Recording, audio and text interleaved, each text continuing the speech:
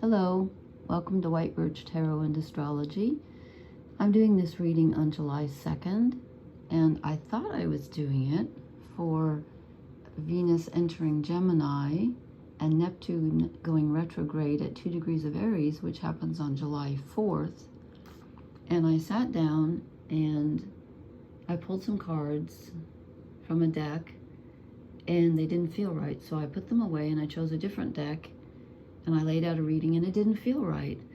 So I put that away and I drew this deck and I did it, and then I pulled some shadow cards and some oracle cards, and then I pulled some archetype cards, and I thought, okay, something is missing. And I started to record, and then I thought to myself, wait a minute, Venus is just told you, Venus is going into Gemini on the 4th of July, and she stays there till July 31st. But I kept thinking about Venus, and then I realized I need to look at the ephemeris. So to make a long story short, I just realized that actually before Venus moves into Gemini, she's going to be, like starting tomorrow, she's going to be at 29 degrees of Taurus. She's exactly conjunct Uranus, and I missed it. So I think I'll have to do another reading tomorrow night, because that is not reflected here because I wasn't thinking of it. Or I don't know what happened. I knew something was off, but I thought it was just me. Because Neptune and Saturn, sorry, I cleaned the chandelier above this, and it's, chandelier is a quite fancy name for the light fixture, but I don't know what else to call it. It dropped dust all over. Anyway, if anybody has any planets or points in your chart, if you know your chart at 2 degrees of Aries, this is massive to have Neptune and Saturn. I think Saturn's only at 1 degree, but Neptune is at 2 degrees of Aries and just is going retrograde on the 4th until, let's see, I wrote it down, until October 22nd, he moves very slowly, reaches 29 degrees. I wrote of Aries, that's wrong, Pisces.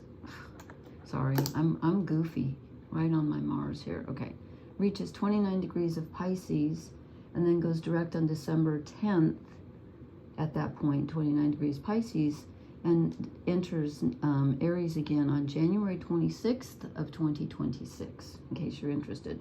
Okay, so anyway, this reading is about Venus moving into Gemini and Neptune going retrograde, which is kind of, Neptune's already wonky, imaginative, creative, dreamy energy. And when it goes retrograde, I've heard some astrologers say, well, that gives you a chance to clarify. And to me, it just makes everything wonkier. I think it makes it more difficult to ascertain what is reality and what is imagination and what you want. And, I find it more confusing. Maybe that's just me. I don't know, but I think I'm right. Anyway, I'm going to read a brief poem that is written by someone named Dawna, D-A-W-N-A, Markova. And I printed this out from a book, and it's called The Kill or Cure Routine. And I don't know if that's the name of the chapter or the name of the book, because this is old, and I think I may have read this before, but I came across this and I like it. She writes, I will not die an unlived life. I will not live in fear of falling or catching on fire. I choose to inhabit my days, to allow my living to open me, to make me less afraid, more accessible, to loosen my heart until it becomes a wing, a torch, a promise. I choose to risk my significance, to live so that which came to me as seed goes to the next as blossom, and that which came to me as blossom goes on as fruit. Beautiful. And that's reminiscent of Venus. Okay, so that's why I had the feeling I was missing something, because I was missing something. But I did the Cross of Truth. And so, again, might do another one tomorrow night just to see. But this to me looks, well, we'll just see. Okay, we get this is us, the Three of Wands. We're speculating. And I'm not surprised about that, because when Neptune and Saturn are together, reality can be very fluid. And there's a lot of karma going around because of the Saturn aspect. And we're at the beginning of the zodiac cycle with 1 and 2 degrees of Aries with, Saturn and Neptune there. And then, as I said, Neptune moves back into Pisces. And I think, doesn't Saturn, let's see, Saturn goes retrograde on the 12th. Oh, I did not write that down. Okay, we'll have to look that up. Anyway, we are trying to decide. We're not happy where we're at. We want to make some changes, and we're just speculating. And you know, Venus in Gemini. Gemini rules choices. It also rules communication, and words and messages, and neighbors and siblings, and our immediate environments. And so that can kind of spark conversations and friendships, and lots, you know, communication can speed up, and so can our thoughts. And our thoughts can turn to Venusian things like romance or relationships, even all kinds of relationships, really, even friendships, but growing things, you know, making things blossom. So I chose that poem, and wanting things to be real, and, you know, have connections and things like that. There can be an increase in wanting that and in receiving communications. Okay, what do we need to leave behind? The Nine of Swords. Yeah. We need to leave behind... Sorry, I always hear things when I start this. Worry energy, too many thoughts. Thinking will not lead us there. And we've kind of gotten that information for quite a while, that our thinking isn't quite... I thought it was because of Uranus and Gemini. No, I'm sorry, because Uranus moves into Gemini on July 7th. I haven't done that reading yet. What was I thinking that was making us confused? I can't think of it now. Oh, Jupiter was in Gemini. That's right. And he moved into Cancer a while ago. Not too long ago. That's what I was thinking. Okay. That, because Jupiter and Gemini magnified our thoughts. So we've had a lot of that energy, and now it's time to let it go. This isn't really the time to be using logic. Not that logic is a bad thing. Sometimes it's a really good thing. And then I said, what do we need to move toward? And I got two cards. This is the only major arcana in our reading, so it's very important. We get judgment, past, present, and future. So this is reassessing. And it came out with the Queen of Pentacles. And again, these are what we need to move toward. So this is a time of this person who's prospecting and thinking is taking into account not just where they are now, but where they came from. Come on, that doesn't look focused very. There we go. You're thinking about, okay, what have I done so far? What am I doing now? What do I want my future to look like? It's really a major assessment. And, you know, I don't know why, but this kind of looks Neptunian.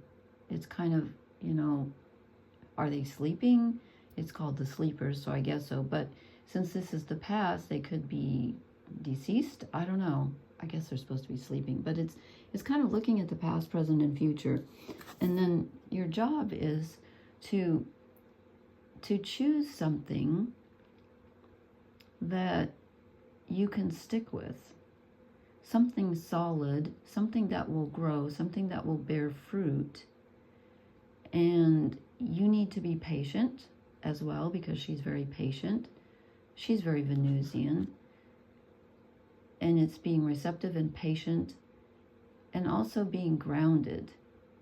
You know, Venus in Gemini is not the most grounded, because Venus rules Taurus and Libra. Well, Libra is an air sign, but Libra is about balance. And so Venus is in a Mercury-ruled sign right now, Gemini. So, you know, our challenge is to, or not our challenge, but what we need to do is to stay grounded and hang on to something solid. You know, don't let yourself get swept away with this Neptune retrograde energy. Try to stay grounded if you can. And think about the things in your past that have grounded you, that have paid off, that have worked, that have meant something to you, that have literally borne fruit. Okay, that's not fruit. I realize that's flowers. But, you know, they're growing on a tree, so perhaps, I don't know, perhaps they're going to turn into fruit in the next life. And then I said, what is our challenge? And I also got two cards. And now I was expecting this one, the Seven of Cups. And then I told you this was the third reading I laid out. And then in one of the readings, I got the Seven of Cups. And in another reading, I got the Nine of Swords. So they're definitely meant to be here. But this is the Neptunian retrograde energy. So our challenge is not to get swept away by fantasy thinking or what ifs. Okay, our challenge is to find something that is solid and also find something that resonates. Come on. I'm trying to get it to focus. Find something that resonates with our sense of self-satisfaction. Why is that not? It doesn't look clear to me. There we go. Self-satisfaction. You know, we've got the bee, so maybe she's drinking ambrosia. I don't know. But we want to be happy. Our challenge is to be happy.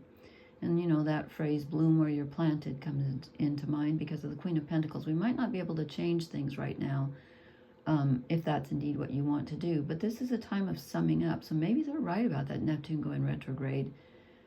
Maybe it is time to look back at our dreams and wishes and find out which ones we really resonate. It's to me, like with the Seven of Cups, it's like the fantasy thinking card. You know, which one do I want?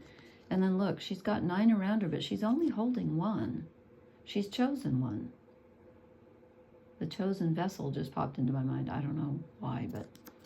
Okay, then I said, what is our, what blesses us? And I got the 5 of Wands and the Ace of Wands, and I thought, okay, how does this bless us?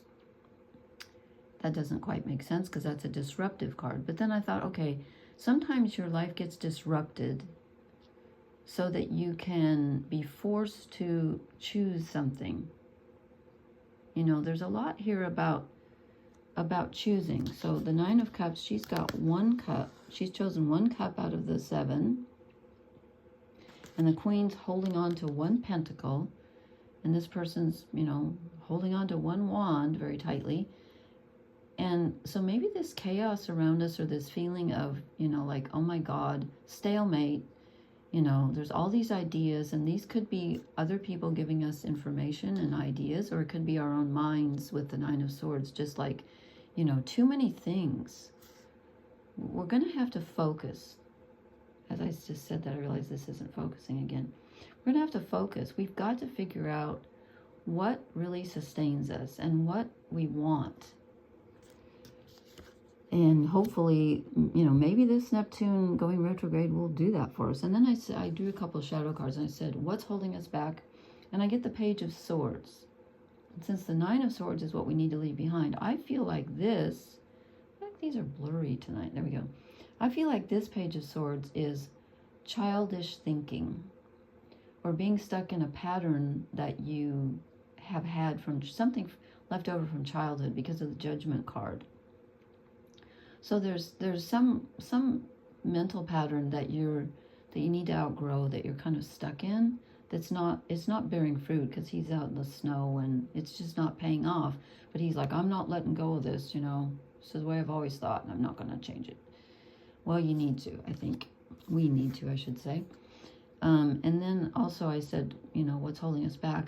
I think we feel like we lack guidance right now, and that's understandable. You know, Saturn is many things, but Saturn is our structure. Ooh, I just whistled my S there. Saturn is our structure. And when Saturn's together with Neptune, we can feel very unmoored, you know, like we just don't have anything to hold on to. And that's why I think the Queen of Pentacles is here, because what we need to hold on to is something inside ourselves, if that makes any sense. I think we have to be our own star right now. And then I drew, actually I drew 3 archetype cards, but I might save them for, I'm not sure they go tonight, but I drew 2 oracle cards because I have like 5 decks out here. And I got Yin. I just want to read the keywords here. That's the number 2 card. So she's kind of like just the feminine principle in general, kind of like the High Priestess. The feminine principle of receptivity, letting someone else make the first move, gathering information and taking in cues, the art of conscious allowing. This is a time of calculated receptivity as you gracefully await what is coming to you, ready to accept it when it appears. Yin does not involve frozen dreams or even resting, but rather consciously allowing things to flow to you, poised to receive the bounty that will be made available to you. It implies sensitivity as you alertly study the actions of others and contemplate how they will affect you and yours. Remember, you must make space for miracles to appear. Be the shaped not the shaper, and you'll see how quickly your dreams manifest. And then the relationship message says, let others take the lead right now. Your power lies in small gestures, soft awareness, and conscious surrender. By yielding the reins, you will find yourself effortlessly moving closer to what you truly desire. Permit others to tell you who they are and who they can be to you by allowing their actions to speak about them. You will be pleasantly surprised. Okay, and the protection message says, do you have trouble receiving? You stop the flow of abundance when you continually insist upon being the giver. You can't always lead, always give, always teach. Okay, and then I also drew message in a bottle.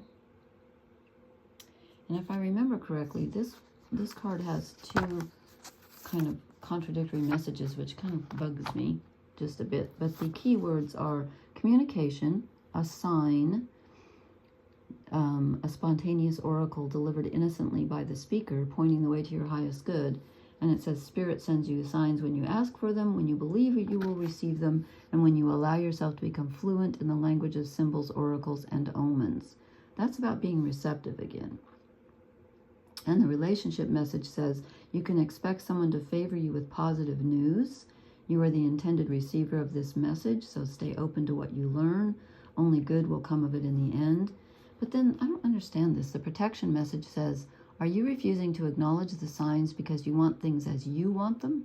Red flags are not pretty decorations for you to admire. They are warning you for a reason. If something doesn't sit right with you, trouble could be hiding in the bushes. Don't ignore the signs. Spirit always has your best interests at heart and will draw your attention to what you are overlooking. That always kind of bugs me because it sounds like it's giving two different messages there. So, that could be perhaps that we're not seeing the signs around us. Maybe it's not that we don't have the guidance right now. Maybe we're not seeing it. That makes more sense, actually, because, I mean, look at all the stars, and there's like a major one right overhead, and she's looking down, and there's even like the flowers floating on the water. So I think it's that we're not seeing the signs. Interesting. Okay. So I think that's enough cards for one night. And I'll try to do another reading about, I'm kind of doing bass backwards here, since actually Venus is conjuncting Uranus as I speak, I think, and doesn't move into Gemini for a couple days, but we're close. You know, this energy is very fluid and it lasts for more than just the time when it happens. So please leave me a comment and let me know how this resonates and how the energy is treating you. And I will talk to you later. And please hit the like, share, and subscribe buttons. And blessings, everyone. Good night.